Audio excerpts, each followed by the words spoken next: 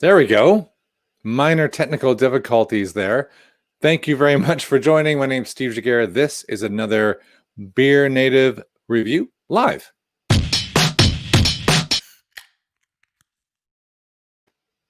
Minor technical difficulties getting all the cameras all set up at the last minute. I haven't done live. Turns out I'm getting a little rusty. I hadn't done a live review. I think since about 2 weeks ago, I did a live one for Hump Day, which is today, Wednesday, the day we're unofficially allowed to crack our dry January record wide open and try something that just, eases us over into the weekend, right? That's what we're going for today. So the one we're going to go with is, well, you saw it there, actually. Let me just pop it up on the overlay. Yes. Tempest Chai Cutter, a chai milk stout for Hump Day.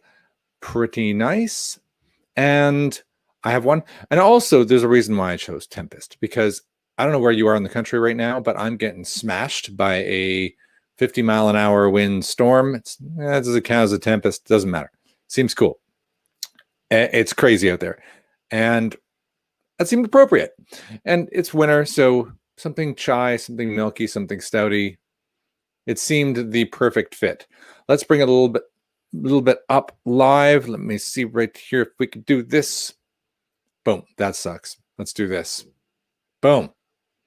All right. Oh, my background's wrong. Well, too bad. Tempest Brewing Company. Tempest, out of Glasgow-ish, Scotland, and they brew a lot of really good beers, actually. They've got a crazy history, and I've bookmarked it just here from a garage in New Zealand. But yeah, inspired by, let's just say, a series of world travel. Really quite clever. Moving back all the way back to Scotland, and then there's a really detailed history. I can't go through it all right now, but improving, increasing the size, some really good accolades like here. And then Rate Beer, currently I think in the top 100 breweries on Rate Beer, which is pretty crazy, right? It's pretty good progression. I say this last decade is pretty darn monumental for the craft beer story. And I have let me just check my comments. Mersey Beers is here once again. Excellent. You watched the flood run up the hill today. Yes, I live also on the top. I live in Grantham, but I live as you leave, and I can just look down at the flooding city below me, I suppose. But yeah, I'm only the weather is really creaming me because I'm at the top of the hill. The wind just smacks me about. The beer we're going to be looking at, you can buy it. There's one right there. It's £2.75. You can get it direct from Tempest, Chai Cutter Milk Stout, and you get some nice detail on it, right? Inspired by India's roadside tea stalls. If you've ever been to India, I've been to India. I would hesitate not necessarily to drink anything directly from a stall in India. If you like the, I guess, was it having let's say liquid back end? Be careful. But nevertheless, sweet teas are pretty popular and they're pretty delicious.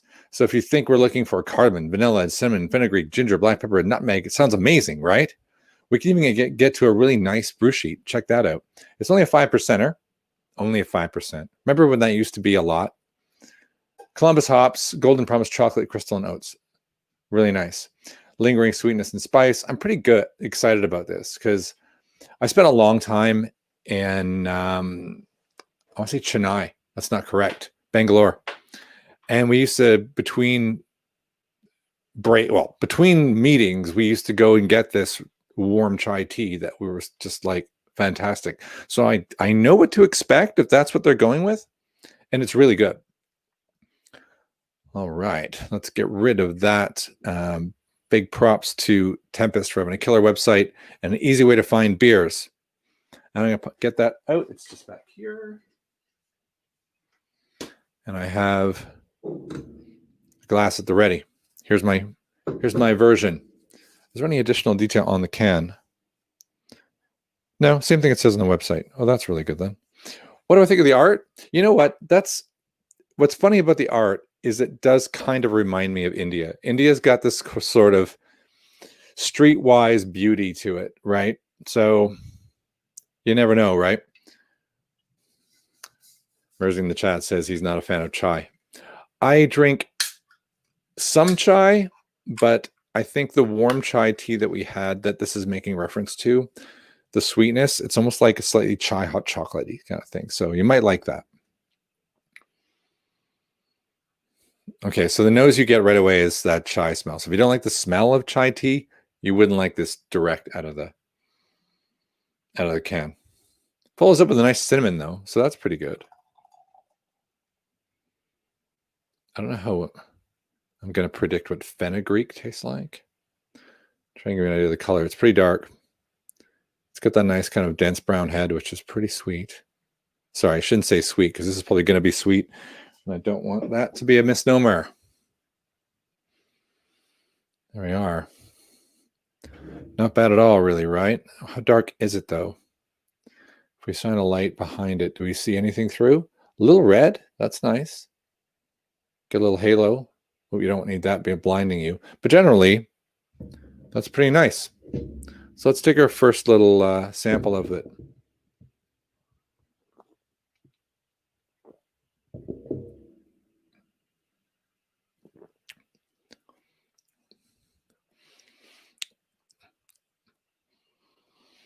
So I would say, yeah, warm chai on the nose.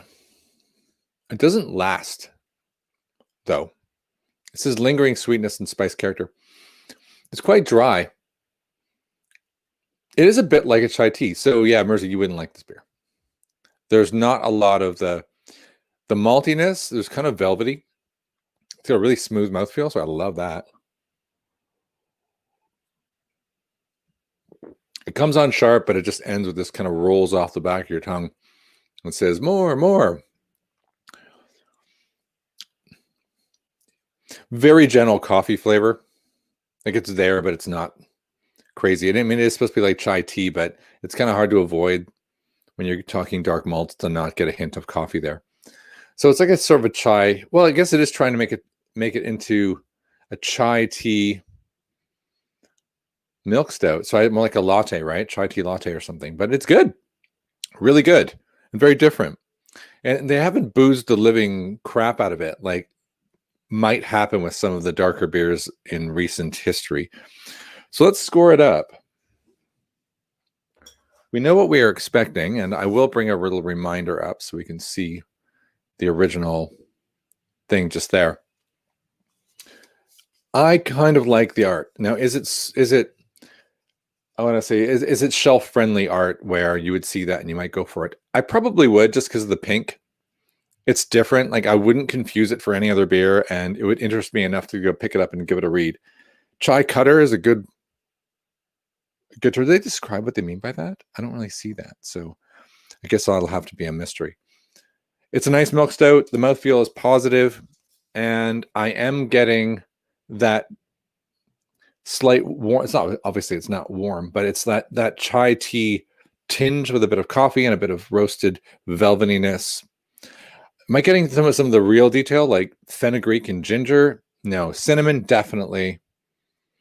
Maybe nutmeg, but I don't really get black pepper out of it. But that's okay. That's a lot of flavors to try and bring into one package. Really difficult. I think the art's pretty good. I probably will give it a 4 on art because even though it looks like a mud puddle, something about it appeals to me. And packaging is normal, so we're going to start with a 7 out of 10 just on it looks like a cool beer. Is it unique? This is where it's going to score because a chai milk stout. I know there are other people have used chai in beer before, and milk stouts are not totally common, but not uncommon.